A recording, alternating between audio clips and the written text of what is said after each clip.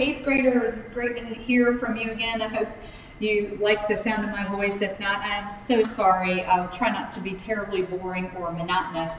We're in section 7.2 today. We're going to do example 4, and we're going to do something I really love, which is factor by grouping. This is one of my favorite ones to do, one of my favorite ways to factor. I think it's pretty easy, and I think you'll enjoy it. Okay, let's take a look. Factor by grouping, what you're going to do is you're literally going to group them into pairings. Okay, so I put kind of little upside down braces underneath each one so you could see how we want to split it up.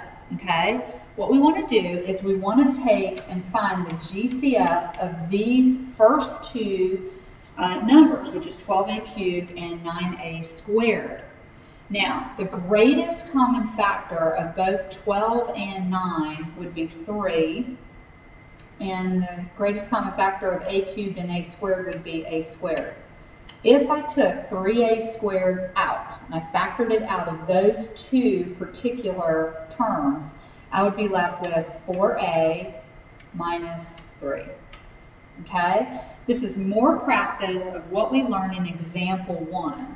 So if you're not really sure about example 1, then we need to get some more practice in there, maybe review the video again, and probably do some extra work in class and out of class to get you comfortable with that. Okay, now we're going to do the same thing here. We want to find the GCF of 20a and 15. So what's the biggest number that's a factor of 20 and 15? And you're right, positive 5. And there's not an a in both those terms, so I can't pull an a out. I only have an a in one of them, not in both. So we're going to pull out a 5. 5 times 4a is 20a, and 5 times 3 is 15. Okay, now the key to factor by grouping, what are you looking for? Common binomial factor. That's what you're looking for.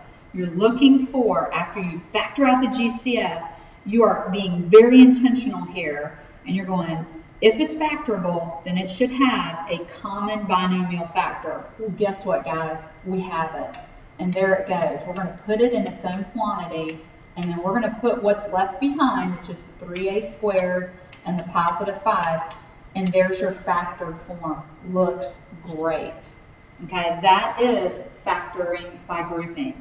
You first pull out GCF of the first two terms, GCF of the second two terms, look for a common binomial factor, pull it out, and you factored it.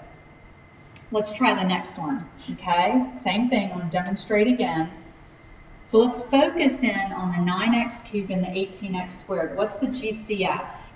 If you're thinking or have already written 9x squared, you nailed it. Good job. 9x squared times x is 9x cubed. 9x squared times 2 is 18x squared. So that looks great. There's your GCF of the first one and what's left behind. Now the second quantity is x and 2. Well, the only GCF there is an understood 1. I'm going to actually write it, because when I don't write it, students ignore that there's actually a number there. And there is a number there. So the GCF of x plus 2 is actually 1. And I'm going to write that, and I did. Okay? Hey, we got a common binomial. We are rocking and rolling here. So we're going to put that in its quantity, and we're going to put the rest of it in the other quantity. And there's the factored form of that polynomial. Looking good. You guys are doing a great job. I hope it's making sense. Remember our process. Find the GCF of the first two terms, find the GCF of the second two terms, look for a common binomial, factor it from there. That's what we're doing. All right, let's do letter C. All right, GCF of 6b to the third power plus 8b squared. I would say 2b squared is our GCF. So we'll pull that out. 2b squared times 3b is 6b cubed. And 2b squared times 4 is 8b squared. Okay, so that's looking good. That's factored. Let's get here. 9b plus 12. Let's pull out a positive 3 That's going to leave me with 3 times 3b is 9b, and 3 times 4 is 12. Hey, we got our common binomial. There it is. Put it into its own quantity, and then put the rest in the other. And you're done. There's the factored form right there. Love it. It looks great. Guys, I'm going to have you try the next one.